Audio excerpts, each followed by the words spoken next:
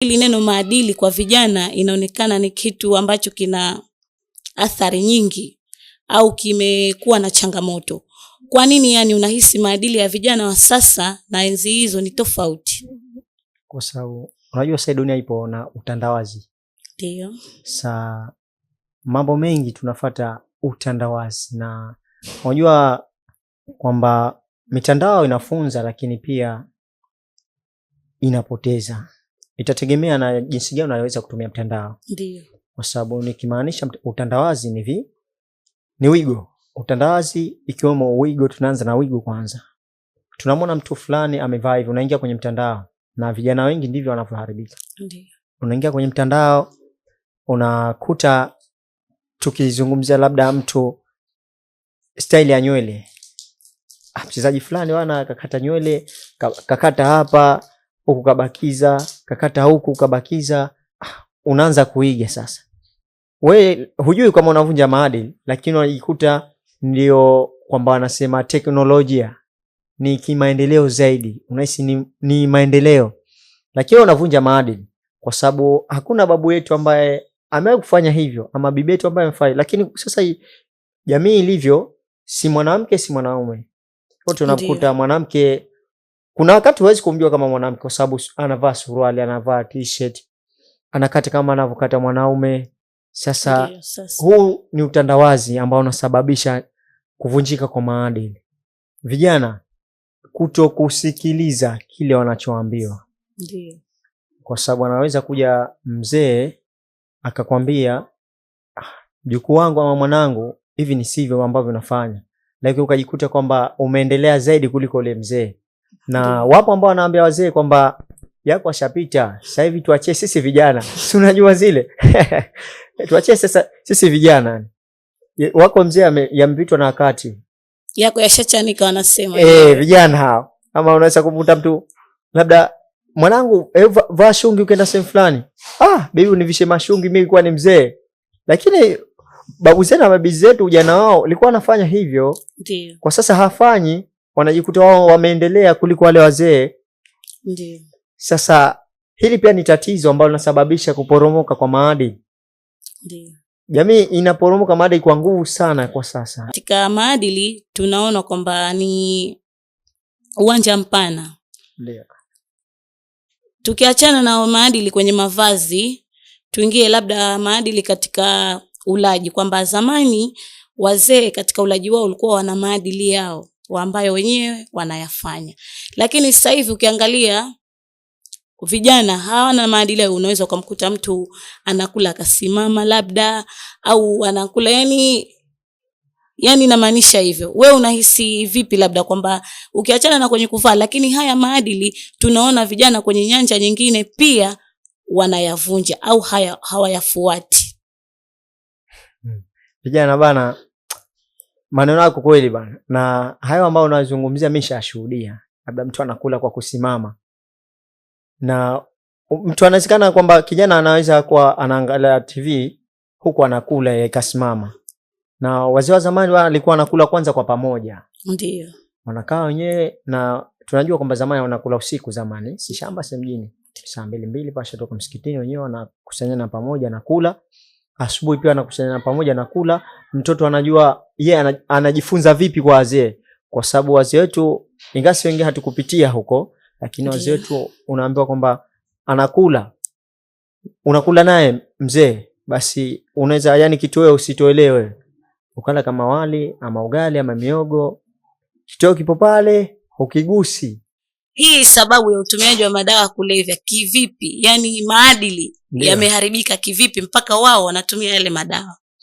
Hii ni sababu ambayo vijana wengi, unajua maadili tutazunguka mle tunaenda huko tunaenda, kwa sababu ni kitu kimoja ambacho ni kipana, lakini majibu yake yote yanagusana. Yanarudi pale pale. Yanarudi pale pale.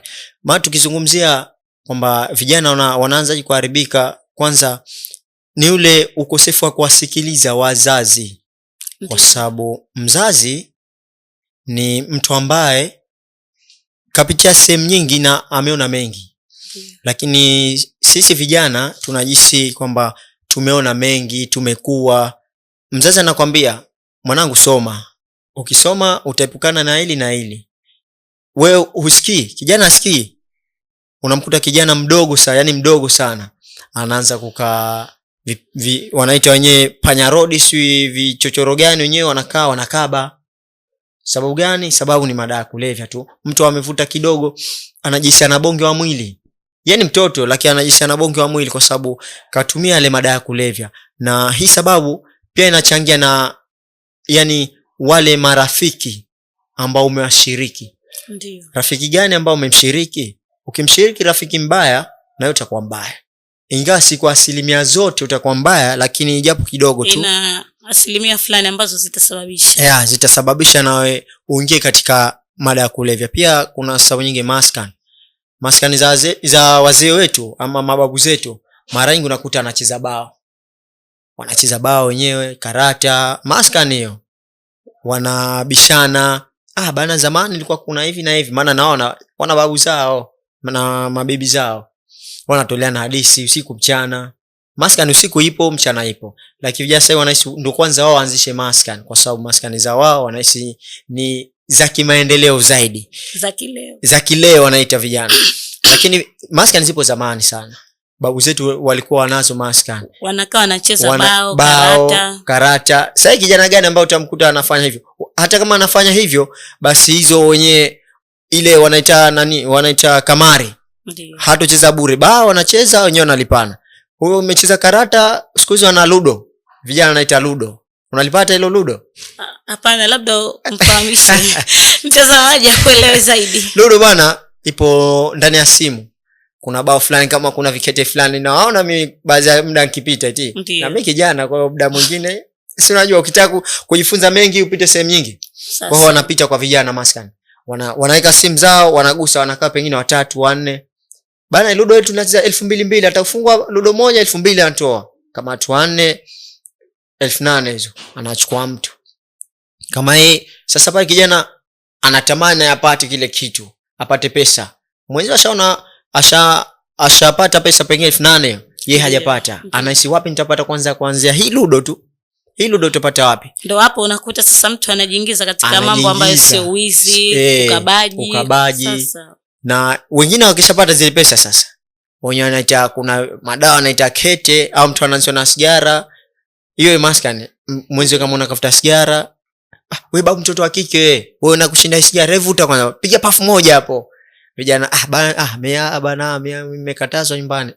Wewe mtoto wa mama. Pale unaposema kwamba tunaona ni kweli kabisa kwamba hizi maskani za sasa hazifundishi kitu. Kwamba ukiangalia zamani wazee walikuwa wanacheza vizuri mabao, karata, wanapeana historia za nyuma, wanaongea kuhusu familia, wanapeana ushauri pale. Lakini sasa hivi kama unavyosema wewe, unakuta pale ndio itakuwa uwanja wa matusi, yani vitu ambavyo havieleweki katika jamii za kisheria. Lakini bado vijana naona wanaendelea. Sasa hili swala ni tatizo bado. Tena ni tatizo kubwa, sio tatizo dogo, kwa sababu kwa sasa vijana ambao tulikuwa nao wengi utasikia yupo jela, huyu yupo mlemavu, huyu ashafariki. Kwa sababu tuna mifano mengi.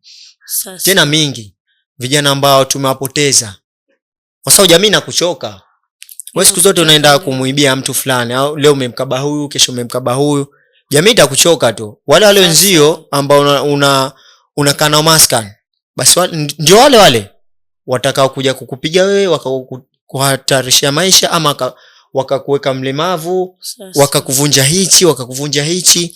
Kwa sababu si kwamba wale wote watakuwa wanafurahia ulichokifanya ambayo unayafanya. Ndio. Kwa sababu inawezekana siku umeenda kumfanyia mtu wake wa karibu, hajali kwamba ni rafiki yake, mnavuta wote, mmepanga wote. Hata kama ni mshirika, tunakuta ile inaitwa damu nzito kuliko maji. Si umeona Sasa hakubali kabisa. Ndio. Yani amkute amkabe labda mamake, babake, kakake. Sawa, mmepanga mpango bana, tufanye hivi bana. Pengine inawezekana ndio ambaye amekushawishi yule. Wewe mtoto wa kike bana, wewe mtoto wa mama. Wewe usikwenda mkaba yule tu. Hebu chukua panga mwanangu. Baba mimi siwezi. Anakupa kidonge. Bana mimi siwezi. Hatimaye unavuta, akakupa sigara umevuta, akili yako sasa imeanza kuathirika kisaikolojia, ingawa hujui. Ndiyo. Lakini akili lazima itaathirika kisaikolojia kwa sababu unaipa mambo ambayo haikustahili kupewa. Ndiyo. Sasa unajikuta tu unaingia huko na wewe.